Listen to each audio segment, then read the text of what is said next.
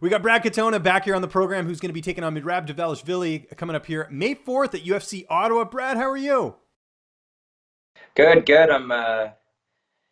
Yeah, it's not a beautiful day outside today, but I'm good. I'm good. Good work on pronouncing the name. I'm not even going to try it. Yeah, good work. Yeah, I did my best. I've interviewed him before, so I have a little bit of experience on that or whatever. You and I last saw each other in December. Of course, you came off that impressive win over Matthew Lopez. Was the plan always to fight this late? I figured you would have got a little bit of a quicker turnaround just with that performance. It's just all timing. It worked out that at least it's beginning of May. It's not like I'm waiting 6 months. It is 5 months, well, maybe 6 months total. Last year was a busy year being in the house, and I think I fought total 4 times last year, which is a good number, but that time in the house kind of just messes with you too. So it was kind of, I got to kind of take some downtime, recover the body, and just recover the mind. Every fighter you talk to is going to say they want to be active, and I'm no different. I want to be active too. But the time went by fairly quickly, so it feels exciting. It feels right to be preparing for, well, to be fighting in our nation's capital, which is exciting for myself. Did you get to spend a lot of time back home in Winnipeg? Because I know Ireland's your home now, but obviously your roots are in Winnipeg. Yeah, I got to spend pretty well all the holidays back at home. So all of December, because I fought December 8th. Yeah, so it was beginning of first week of December, and so I got my birthday's in there. So I got my birthday at home, Christmas, New Year's, and then right around January 3rd, I think I came back here and just started training again. So it's been good. Lots happened since. Just it's been an exciting year, and it's turned into another exciting one this year. It's cool to fight in Ottawa. I mean, I used to live there. It's a really nice city. But do you like being on Canadian-only cards, or would you prefer to get in some frequent flyer miles and travel a little bit? I'm never going to be complaining coming in as the hometown guy. Fighting in front of, especially Toronto. Man, I received a pop when I came out. It was such a spectacular night. If I had my choice, I'd be repeating that 3-4 times a year. That would be ideal. But traveling, that's exciting too. For me, I've never been to Ottawa, so it feels like I'm traveling anyway. And coming from Dublin, it's still a bit of a trek. The only thing I'll say as someone who used to live there is it's a government town, so a lot of stuff shuts down at like 5-6 o'clock. So if you got to get a meal or something, get it before the working day's over, at least during the week, because I know that was one thing that was kind of like, what, really? Like this place is closed? So just keep that in mind. But there is a good bagel place you can go after the fights, which is right near the arena, Oh, called perfect. Kettleman's. It's 24 hours. Highly recommend it. Just gonna throw that out there. So. Oh, nice. Because that's always the problem when you finish fighting late at night. It's like, what do you eat? And you always when I was looking after my own diet during like boxing tournaments, you finished, and then it turned out to just be you eating like stale pitas as your celebration, because nothing else is open. It's midnight or 1 o'clock, and you're scrambling to find anything. But if there's a 24-hour bagel place, man, I miss bread. Got cut down to 35. You get good food, but man, I do miss You, sandwiches. you miss your carbs, yeah, for sure. Yeah, Yeah, they got the breakfast bagel there, which is amazing. So it's like there. it's like like a toasted bagel, egg, cheese, and then bacon, and it's awesome. So yeah, Yeah, and say no they more. don't sponsor Say me or no anything. more. I used to go there all the time when I lived there. So there you go. That's Yeah, just that's it's near awesome. the That's arena. It's awesome. on Bank Street, like right near the arena. So there you go. But people don't want to hear Perfect. about this. They want to hear about the matchup. Dvalishvili, like I mentioned off the top, 8-4 record. How do you feel like you match up against him here? It's one where, speaking honestly, people might be looking at it and will be heavily favoring me potentially. Like on paper, I think that would be fair, but I'm looking at him as he poses a lot of problems, and I think he could give almost anybody in the bantamweight division a run for the money because of the skill set he has. He's very unique in how he puts everything together. He strings his takedowns well with his stand up, and I think he pushes a hard pace. It would be nice if I could say, okay, he has one hard round in him, and then he gasses out, but he seems to push hard. So I think he has the potential to you know exploit some areas of my game, and that's what I'm working on. And the ideal situation is we get this fight, we win it. It shows a couple areas to work on, and that way we can keep improving, kind of like the Bryce Mitchell fight. It kind of, it was the best fight you could have career-wise because it showed some holes that we quickly went in and started plugging for the finale, and then they weren't there in my past two fights. So, it's one of those where I think it's going to be very good for my career after this. He can pose certain problems, but I think I have the style to beat him. He's pretty awkward, but I think because I'm so well-rounded everywhere, we can be the sharper fighter wherever the fight takes place. How's training camp going at SBG Ireland, and who have been some of your main training partners? I know one of the guys I'm sure you see in the gym is actually in New York right now. Artem Lobov. He's got a fight coming up this weekend. Yeah, he's been in the gym doing a lot of boxing work, and it's been exciting to see him prepare for this fight.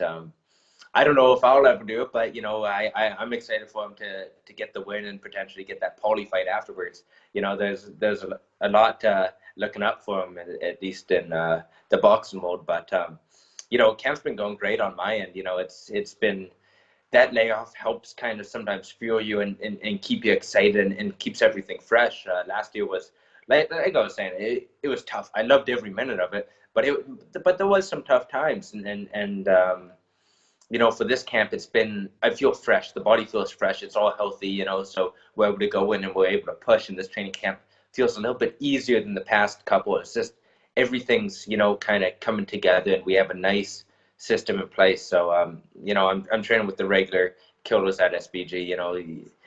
There's cream of the crop there, Nikolai, Blaine O'Driscoll, Brian Moore. He's making his bantamweight debut same date as I am. So it's a lot of exciting stuff coming up.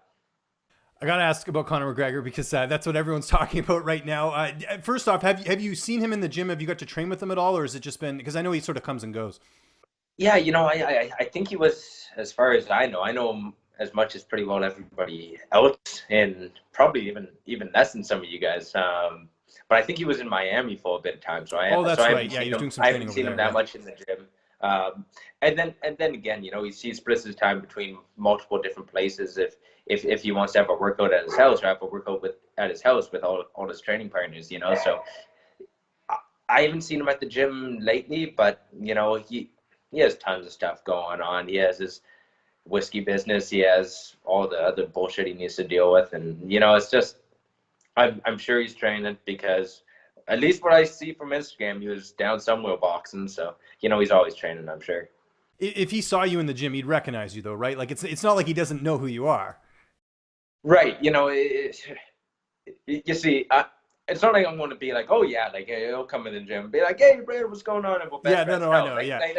Yeah, we've had shorter conversations because it's like last time I saw him in the gym last year was for the Khabib fight, and it's one of those where, when you're that famous and known, I don't want to be the guy making you like dread going to the gym, being like, oh hey Conor, can I get a like you're picture? fanning out. Yeah, you don't strike me as that type of guy anyway. Like it is cool. It is cool when we were able to see some history with him training for that fight, and you see what he's doing, and then you see how you do it, and you're like, okay, there are levels to this thing, but at least we're on the right path. I'm sure you've been aware of some of the comments that have been made on social media on both ends, both on Khabib and on Conor's side. Is that getting back to the team at all? Have you guys talked about that, or is that something that's not even on your radar? Yeah, for the most part, it's not even on our radar. We were kind of following it, and it's we follow it as much as you guys do, as fans of of the athletes themselves. It's not like we're going there and we have any special insight. I think Conor keeps his circle very small, and as he should, because any type of leak, people are texting me for information. It's like, I don't know, and I know, I'm sure John Kavanagh's phone's blowing up about everything. It's I don't know, us muggles, don't really have to deal with any of his issues, so to us, we just see it like fans, I guess. Let's talk about the weight cut. Something that has nothing to do with Conor. How's that going? Because this was the last fight was the drop back down to 35. How's that going ahead of this fight? Man, it feels good. 35 feels right. As soon as my body starts getting lean, it starts feeling very efficient, and that feels exciting for me because I still feel strong, but I feel quick, and your gas tanks up just because. Well, you're carrying around less weight. The weight cut's going awesome. I've worked with Lockhart and Neath for the past 3 fights. So the finale for 45, not like that was going to be a hard cut or anything, but just to make sure I was efficient. And then the last fight went perfect. I was perfectly weighed in, I think at 135 and a half, 136, and then was perfectly filled up fight night. I felt great. I had gas to go all 3 rounds. And, with Merab, it's going to be very important that we do the same thing, that we're able to push a hard 15-minute pace, because I know he brings quite the intensity. Who's going to be in your corner for this fight? For this corner, there's a big herd going on May 4th as well. So John Kavanagh's not going to be there, but we got basically the second best person, and that was my original coach, Curtis Brigham. He worked with me for 7 fights now. 6 fights before I came on over to SBG, and then for my last one, he was in my corner. So we got Curtis coming, and then we'll get a training partner with me, and then it's business as usual. Fight night, I talked to John about it, and this isn't one of those fights where the corner's going to play that big of a difference. If Merab exploits something, it's something that we should have fixed, 8-10 weeks ago. It's not going to be something fight night that we're going to make a critical issue. Now, it would be nice to have him, but, a good teammate of mine, Brian Moe, he's coming off, a couple of losses, and this is his bantamweight debut. So, it's a bit on the line for him. So it just makes sense that John's in his corner, and I fully support that. Is Katie coming to your fight at all or no? Yes, Katie should be fighting. We're just sorting out the last minute details. She was a definite because she was going to be fighting. What's the date today? Well, she was going to be fighting April 13th. And they ended up pushing the show last night. Last night, the show is getting pushed, I think, until May 18th. So now we got to play around. Okay, is it worthwhile bringing her in fight week for me? Because it makes it fun. You want fight week to be as fun as possible. So, you know what? If not, we'll sort it out. But right now, I think we're eyeing that, and I'm hoping to. But it kind of ruins our vacation afterwards. Normally, it's come fight in Canada and then vacation at home for a week or two. But you know what? For her, it'll be straight back to Ireland, and same with me. I'll be coming back, and we'll be preparing for her fight May 18th. How do you see this fight playing out on May 4th? Man, it's hard to really imagine a finish on Merab because he is so gritty. Now, I think I have the best possibility, I think, of anybody who's fought to finish him anywhere. I think with the hands, especially how everything's been going, I've been finding other tools to complement my striking, so I could catch him on the feet. But he is gritty.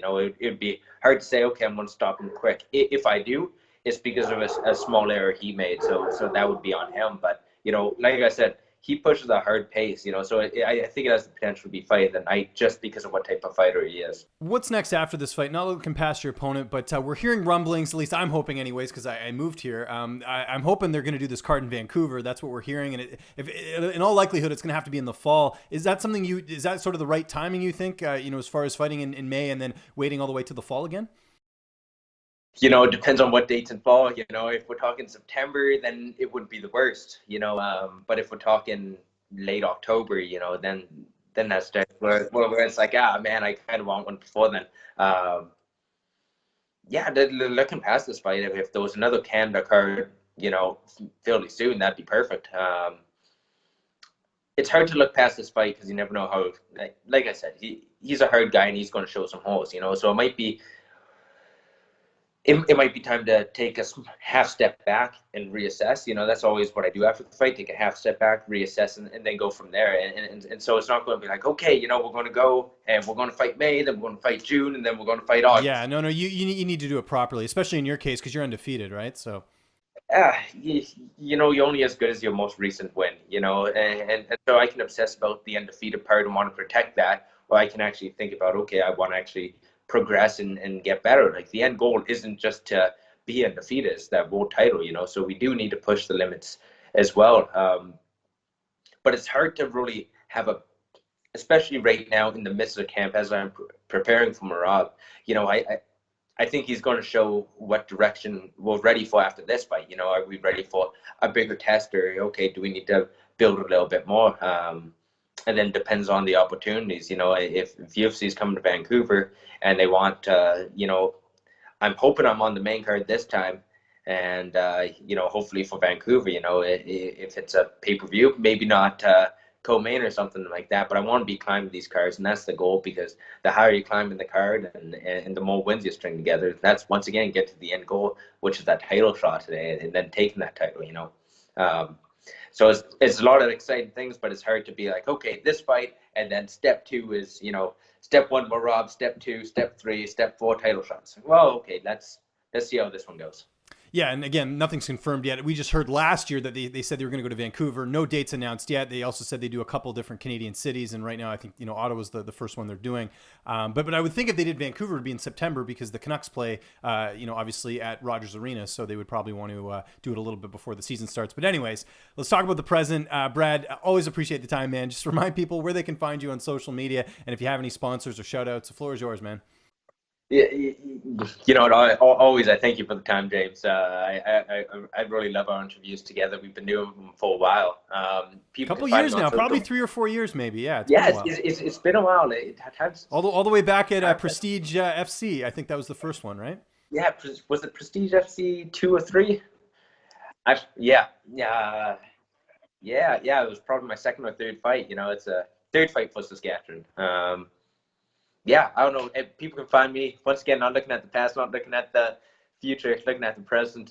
You can follow me on social media at Brad Katona on pretty well everything. Instagram, Twitter, and you can see how camps go and see how life's going, and then connect with me there. It's been great talking to you.